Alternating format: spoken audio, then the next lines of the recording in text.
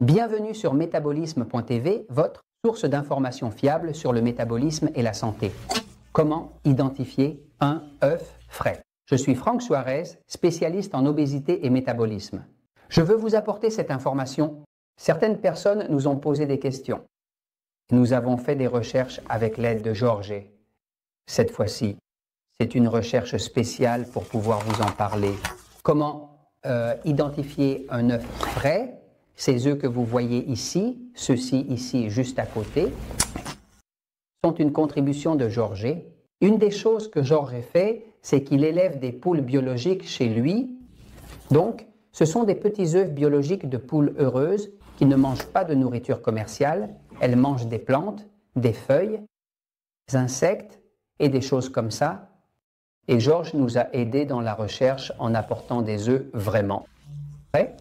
Non. Ceux qui sont les jus de légumes, c'est la fibre, là ils sont. Georges nous explique que chez lui, comme sa femme, il a un système nerveux excité, et lui aussi. Donc, il prépare leur jus de légumes. Et ce qui reste du jus de légumes, la fibre et autres, il les donne aux petites poules biologiques à manger, et ces œufs sont spectaculaires.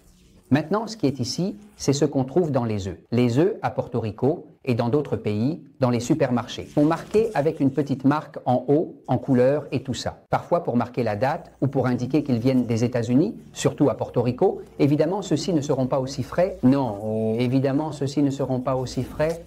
Non. Je veux vous aider à identifier comment savoir ce que c'est. Un œuf frais, regardez. Le meilleur test qui existe pour le savoir avec certitude. C'est en appliquant la physique et je dois d'abord dire que l'œuf en tant que tel est une protéine parfaite.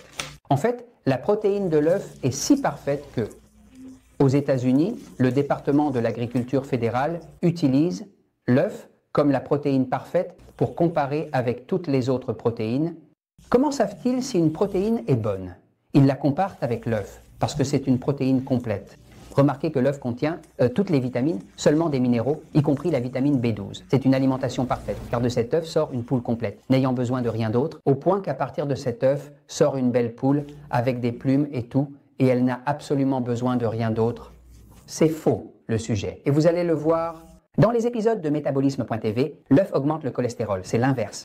Ça le baisse. Donc, sachez la vérité, l'œuf est une protéine parfaite. D'accord ? Cet œuf, par exemple, que j'ai pris, ici, vient des Gallinitas de Georges. Non. Je vais le mettre ici dans l'eau. Vous voyez son comportement. La façon de savoir si l'œuf, d'identifier s'il est frais ou pas, c'est de le mettre dans l'eau. Alors, le mettez dans l'eau, dans un récipient d'eau, observez comment l'œuf se comporte. Regarde, cet œuf s'est couché. Il est complètement allongé horizontalement. C'est un œuf frais, totalement frais. Il reste toujours couché. Et la raison pour laquelle il reste couché, c'est parce qu'il n'y a pas encore de décomposition de la protéine. Et qu'en l'absence de décomposition de la protéine, il n'y a pas de gaz. Des gaz, parce que la décomposition de la protéine crée toujours des gaz, et ces gaz font flotter l'œuf. Donc ce que vous voyez ici est un œuf complètement frais. Il est couché, maintenant, nous allons le mettre ici, pour que vous puissiez comparer un œuf qui n'est pas si frais. Cet œuf qui est ici vient du supermarché. Nous l'avons acheté il y a 2 semaines? Non. Je vais le mettre ici pour que vous voyez comment il se comporte. Regardons ici. Regarde. Observe. Il est à moitié couché. Il est « je te le paie et tu te paies, je peux faire ça ». Mets-le ici un peu plus au milieu pour qu'il puisse le voir. Regardons ici. Observe qu'il reste un peu incliné. Cette inclinaison signifie qu'il y a déjà eu un petit peu de perte de sa fraîcheur, n'est-ce pas? Et maintenant, il y a des gaz, et ces gaz sont ceux qui les poussent vers le haut. Donc cet œuf est encore comestible. On peut le manger. Tu me suis?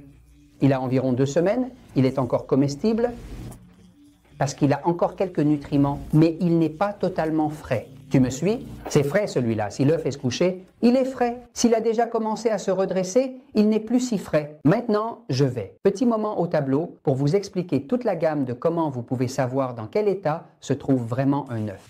C'est très important. Ah, pointe avant, regardez. Par ici, je vais vous montrer, ici dans ce lieu, Georges et moi, nous ouvrons ensemble, ici encore, des œufs frais et des œufs qui ne le sont pas tant. N'est-ce pas? Par exemple, l'œuf frais, bio, vous allez d'abord voir qu'il a une couleur bien vive, parce qu'il est plein de minéraux et de nutriments. N'est-ce pas?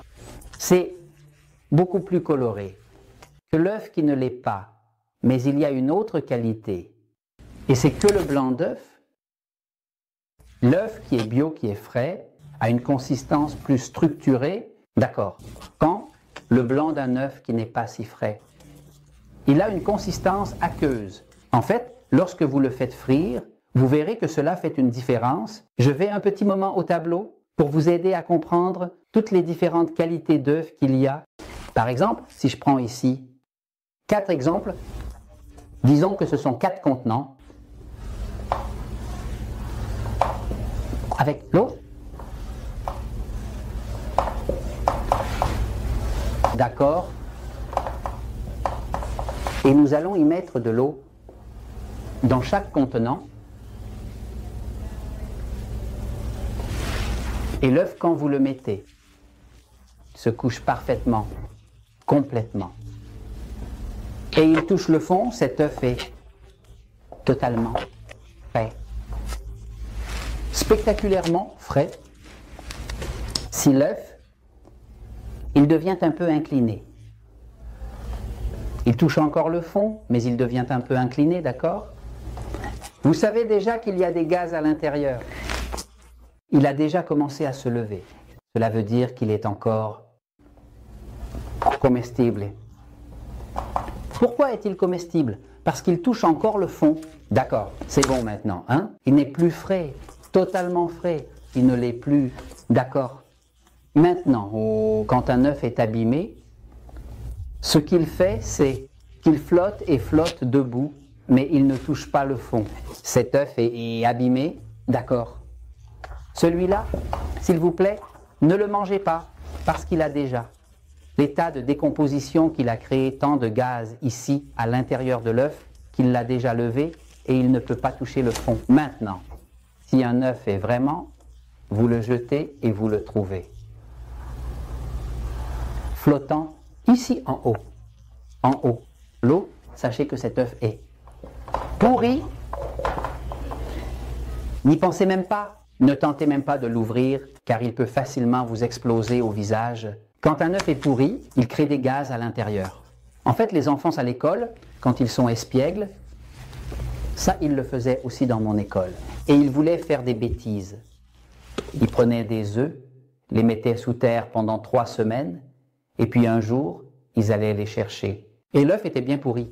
Et quand ils le lançaient à un autre pour faire une bêtise, ça explosait. Des choses de gamin? Non! Mais fondamentalement, comme ça, vous savez, en fait, quand vous faites frire un œuf frais, vous allez observer que, comme le blanc a sa composition, sa structure complète, cet œuf frit, quelque chose comme ça, avec le jaune bien centré et bien ordonné, et il ne se répand pas. Mais quand vous faites frire cet œuf, qui est encore comestible, ça va être quelque chose comme ça, mais ça va s'étendre beaucoup plus et ça va s'étendre beaucoup plus. Parce que la protéine du blanc a déjà perdu sa structure. Alors, vous pouvez consommer des œufs parce que l'œuf est très sain. C'est une protéine complète, mais s'il vous plaît, assurez-vous qu'il soit frais. Et je vous en parle parce que la vérité triomphe toujours.